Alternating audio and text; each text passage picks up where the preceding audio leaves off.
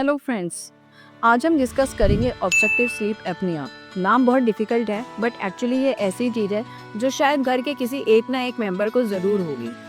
आपके घर का कोई सदस्य है या कोई रिश्तेदार अचानक से रात को इतनी तेज खर्राटे लेते होंगे कि आपकी रातों की नींद खराब हो जाती होगी, या अचानक से खर्राटे लेना और कुछ समय के लिए सांस बंद हो जाना, ये भी आपने देखा होगा। और फिर अचानक से बहुत एक्सप्लोसिव खर्राटा आना, ये है ऑब्स्ट्रक्टिव स्लीप एपनिया, जिसमें कि कुछ सेकंड के लिए आपके जो सांस की नली होती है वो रास्ता बंद हो जाता है, और जब आप सो रहे होते हैं तो ऑक्सीजन की कमी होने की वजह से आपकी एकदम नींद खुलती है और एक जोर से खर्राटा आता है। ये प्रॉब्लम कहने को तो सिर्फ खर्राटा ही है, लेकिन ये एक बड़ी परेशानी का रीज़न हो सकती है।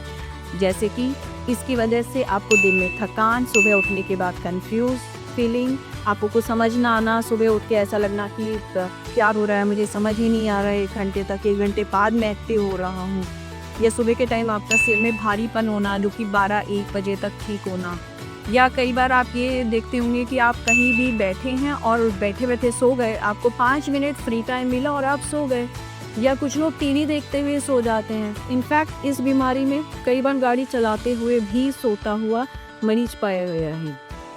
तो कभी भी खर्राटे आना, बहुत खर्राटे के साथ एक सांस में ब्लॉकेज आना, बीच में सांस में ऑब्स्ट्रक्शन आना, ये थोड़ा रिस्की सिम्टम है जिस पे हमें ध्यान देना है। अब ये क्यों होता है?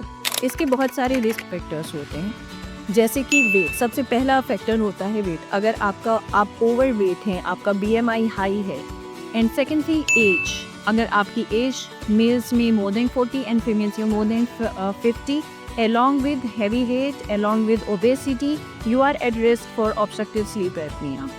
उसके साथ साथ स्मोकिंग भी एक रिस्क फैक्टर है। और हम जो मेन चीज़ देखते हैं वो हम नेक की गर्थ देखते हैं, नेक की चौड़ाई।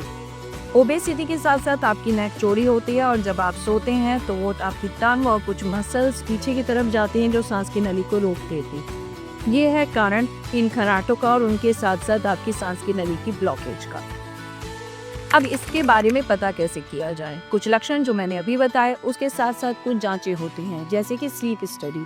या तो अस्पताल या घर में आपको पूरी रात स्टडी किया जाता है कि कब आपकी ऑक्सीजन लेवल कितनी डाउन हुई, कब आपकी सांस रुकी है, कब आपकी बॉडी मूवमेंट हुए हैं, कब आपकी पल्स रेट पे असर पड़ा है। ये सारी चीज़ें हमें बताती हैं कि ये ऑब्स्ट्रक्टिव स्लीप एपनिया की डायग्नोसिस की क्राइटेरिया को फुलफिल करता है या नहीं। अगर आपको ऑब्स्ट्रक्टिव स्लीप एपनिया है तो अब इसके इलाज के लिए क्या करें? कई सारी अप्रोचेस हैं, या तो कॉम्बिनेशन या फिर एक अप्रोच के बाद दूसरी अप्रोच यूज़ की जाती है। First step, weight reduction. Walk exercises, some neck exercises may help you.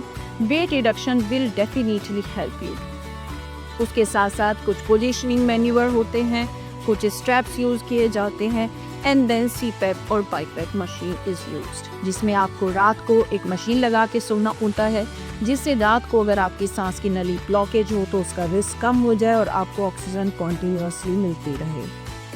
इसके साथ साथ अगर ये सब कुछ फेल होता है तो हमें कुछ सर्जिकल ऑप्शंस भी हैं जो हम इसके लिए कर सकते हैं। पर बहरहाल जो हम कर सकते हैं वो सबसे पहले तो आपका healthy lifestyle, no smoking and weight reduction.